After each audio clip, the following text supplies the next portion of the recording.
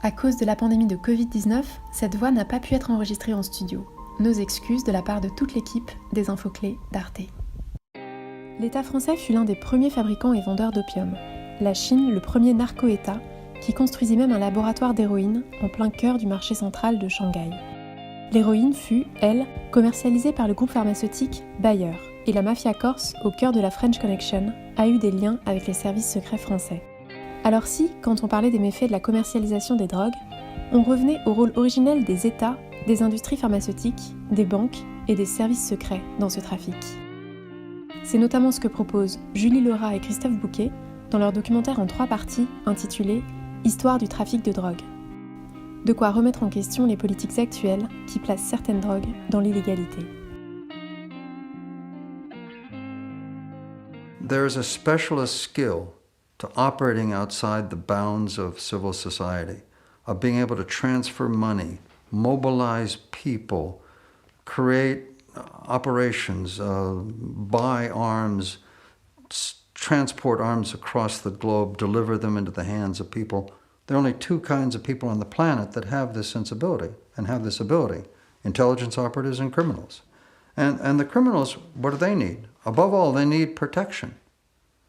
They need protection from state actors that can protect them from investigation and prosecution, that can get them off the hook if they get caught. So they not only have the same sensibility, but they have complementary needs. And so it's not surprising that they very often wind up working together. Plusieurs cas dans l'histoire lient intimement État et drogue. Cas dans lesquels les États ont peu de scrupules à utiliser l'argent du trafic à des fins géopolitiques. Tout d'abord, l'Angleterre.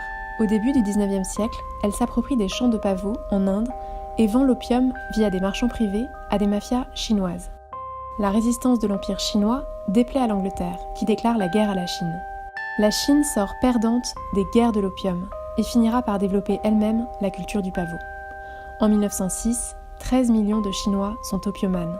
Mais de son point de vue, l'Angleterre a gagné et Hong Kong est devenu britannique. On crée alors la banque HSBC, la Hong Kong and Shanghai Banking Corporation, pour faciliter le commerce d'opium. La France se lance à partir de 1882 dans le commerce d'opium. L'État français achète en Inde, raffine à Saïgon, en Indochine française, actuelle Ho Chi Minh Ville, au Vietnam, et la très officielle Régie de l'opium de l'État français colon fournit jusqu'à 1/3 du budget de l'Indochine. Les Espagnols, les Britanniques, les Hollandais copieront les Français.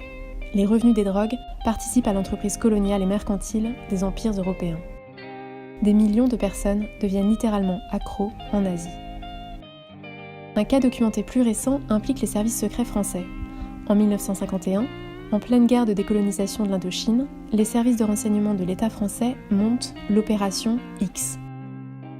Ils achètent du pavot à des Laotiens, ils le transportent à Saïgon, ils le vendent à des mafias sino-vietnamiennes et à la mafia corse, et ces mafias le transforment en héroïne et vendent l'héroïne aux États-Unis. C'est ainsi que la France finance une armée de 40 000 hommes pour combattre les pro-décolonisation avec l'argent d'un trafic de drogue. Après les États, les labos. If you look at the history of morphine, if you look at the history of heroin, if you look at the history of cocaine, these things do not enter the world as evil underworld drugs. They enter the world as medicines. It's almost like a genie that escapes the bottle. À la première moitié du XIXe siècle, un procédé est inventé par un Allemand, Heinrich Emanuel Merck, pour produire de la morphine à grande échelle. Rappelons que la morphine est issue de l'opium, qui est le latex qui s'écoule du pavot somnifère. La morphine résout le problème de la douleur, mais le souci, c'est qu'elle est addictive. L'industrie développe alors un produit censé combattre l'addiction à la morphine, la cocaïne. La cocaïne est obtenue à partir des feuilles de la plante de coca, qui aujourd'hui donne aussi un dérivé, le crack. You would go to a pharmacy and the pharmacist would have a little jar that would say cocaine and would dispense you cocaine for a variety of ailments. Puis en 1898, l'industriel Bayer commercialise une substance recommandée pour soigner l'asthme et la toux des nourrissons, et censée ne pas créer d'accoutumance. Bayer crée un autre dérivé de l'opium qu'il baptise l'héroïne. Mais bientôt, avec les États qui deviennent plus progressistes, arrive l'ère du contrôle social, de ces substances qui procurent du plaisir et des manques. L'opium devient illégal en 1909 aux États-Unis, la loi de 1914, le Harrison Act, encadre l'usage de toutes les drogues et la marijuana sera interdite quant à elle en 1937. L'Europe suivra dans cette vague prohibitionniste. Si el Estado dice prohíbo esta mercancía en su demanda y en su oferta, lo que sabemos es que se genera un mercado negro, un mercado que viola la ley. ¿Y quiénes están dispuestos a violar la ley? Los criminales. They never disappear. They simply recompose into networks, not structures. Le documentaire retrace les grandes familles de trafiquants et trafiquantes dans divers pays et montre l'adaptation du trafic aux lois et aux zones grises. La première narcotrafiquante mexicaine connue est Ignacia Rasso, appelée la Nacha, qui organise la vente d'héroïne, de morphine et de marijuana du Mexique vers les États-Unis à partir de la fin des années 1920. Dans ces mêmes années en France, c'est un ancien marin, Paul Carbone, qui, à la tête de la mafia corse à Marseille, organise l'achat d'opium en Turquie et sa transformation à Marseille. Puis les frères Guérini prennent progressivement le relais. En 1950, ils rencontrent Lucky Luciano, mafia italien de New York, expulsé d'Amérique. De cette rencontre naît la French Connection, un réseau qui écoulera massivement de l'héroïne aux États-Unis. Les documentaristes racontent qu'infiltrée au cœur du pouvoir à Marseille, la mafia corse a noué des alliances au sein de l'appareil d'État français, qui échappe au contrôle du pouvoir politique. La France est alors la première productrice mondiale d'héroïne.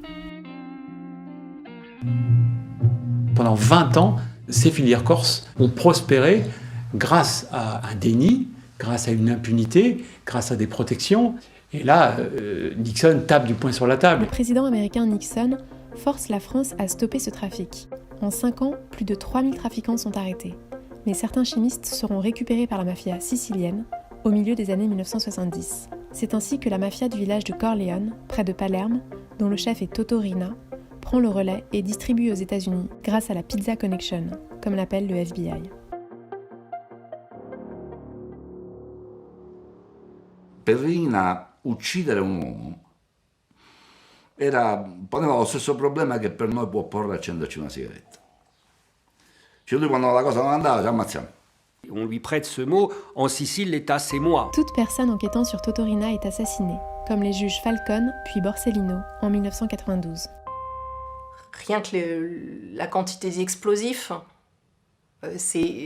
ça aurait été difficile pour la mafia, même avec ses connexions, d'avoir accès à autant d'explosifs sans que ça se voie. Les trafiquants existent et se renouvellent partout sur cette planète qui se mondialise au XXe siècle. Au Mexique avec Félix Gallardo, puis El Chapo Guzman. En Colombie avec Pablo Escobar, qui ira jusqu'à se faire élire en politique, sans bien sûr révéler qu'il est trafiquant. En Thaïlande avec Kunsa. Ils et elles corrompent les politiques, voire même structurent profondément les régimes. Yo no creo que el Estado mexicano haya sido penetrado por nada. El narcotráfico mexicano, el contrabando de drogas, es parte esencial del sistema. These substances have one very powerful advantage from a cynical business perspective. So the fact that drugs are addictive creates out of possibly early willing consumers, unwilling consumers. People literally get hooked on the substance. On l'a vu, les États et services de renseignement ont su utiliser ces marchés pour servir leurs propres intérêts géopolitiques. On peut aussi s'interroger sur la libéralisation du système financier mondial, qui a su profiter aux entreprises classiques, mais aussi aux entreprises illégales, les criminels. On attaque le trafic de drogue par le blanchiment, alors que la question du blanchiment, elle est immensément plus large que seulement ça. L'argent, on fait tout pour qu'il puisse circuler de façon la plus libre possible. Ce ne sont pas les mafias qui ont créé ce système, c'est le système capitaliste, financier. Tout est fait, tout est organisé pour que tout reste secret. Aujourd'hui, 80% de l'héroïne mondiale est produite en Afghanistan. Mais surtout, d'autres drogues émergent. Elles sont synthétiques, n'ont besoin ni d'agriculture ni de territoire, peuvent être fabriquées en Chine dans un labo et transitionner vers le Mexique sans armée ni chef de guerre. Parmi ces opioïdes qui tuent de plus en plus d'Américains et d'Américaines, le fentanyl. Il est au moins 100 fois plus puissant que l'héroïne. Une voiture de fentanyl remplace des camions de cocaïne pour approvisionner un même marché. Comment citoyens et États vont-ils réagir à ces nouvelles drogues ? Leur illégalité ou leur trafic entraîneront-ils encore des décès et des conflits? The history of the so-called narco-militancy nexus, narco-insurgency nexus, is that the state wins against insurgents when it stops eradicating.